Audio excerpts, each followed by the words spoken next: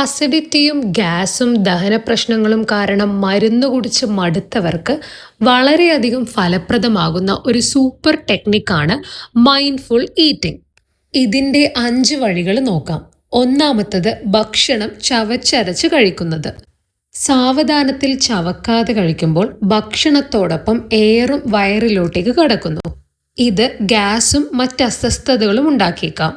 രണ്ടാമത്തത് ഭക്ഷണം കഴിക്കുന്നതിനോടൊപ്പം തന്നെ വെള്ളം കുടിച്ചുകൊണ്ടേയിരിക്കുന്നത്. ഇത് ആമാശയത്തിലെ ദഹനരസങ്ങളെ നേർപ്പിക്കുകയും ദഹനം സാവധാനത്തിലാക്കുകയും ചെയ്യുന്നു. മൂന്നാമത്തേത് ടിവിയിലും മൊബൈലിലും നോക്കി ഭക്ഷണം കഴിക്കുന്ന രീതി. ശ്രദ്ധ മാറുമ്പോൾ അമിതമായി നമ്മൾ ഭക്ഷണം കഴിക്കുകയും ദഹനം പ്രശ്നത്തിലാവുകയും ചെയ്യുന്നു. അടുത്തത് വിശപ്പില്ലാതെ ഭക്ഷണം കഴിക്കുന്ന ശീലം.